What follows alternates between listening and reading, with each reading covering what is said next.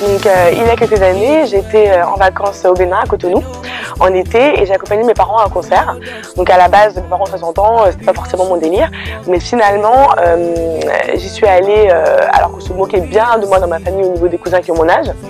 Et ils m'ont bien dit que j'allais bien m'ennuyer, que j'allais bien dormir, et finalement je suis allée, et c'était Sac Boran, qui est un percussionniste béninois très connu et très vieux. Et en fait, j'ai été bluffée, mais de A à Z, parce que le gars du haut de ses 70 ans, voire 75, peut-être même plus, est très fort, très impressionnant, très vibrant, et techniquement très puissant, et physiquement fort en fait.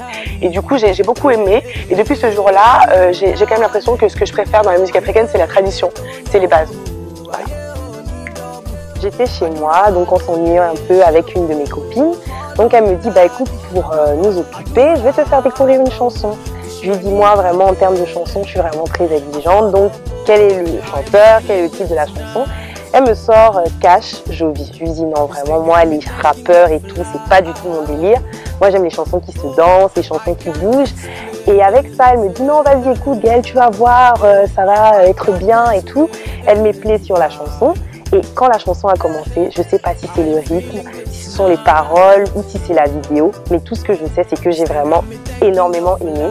Et Cash de Jovi, c'est la chanson que je préfère. Quelques années, j'ai eu à participer à une sorte de fashion show et il fallait montrer ce qu'on avait de mieux en Afrique. Donc moi, je participais en fait à mettre les musiques ensemble. Et j'étais à cette époque-là aux États-Unis. Et mon roommate, comme on dit, donc mon partenaire de chambre, c'était un Nigérian.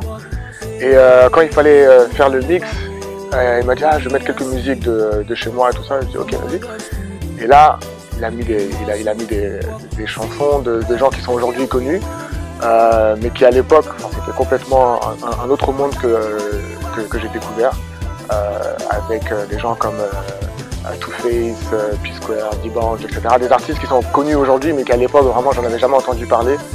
Et donc, j'ai plongé dans un autre univers grâce à cette personne. Et depuis, c'est la musique Naija que je préfère.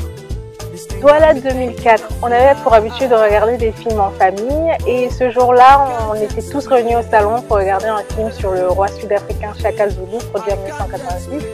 Un excellent film d'ailleurs qui a valu une récompense à l'acteur principal. Ce qui m'avait vraiment marqué, c'était les yeux stupéfiants et la chevelure blonde de la sorcière conseillère du roi.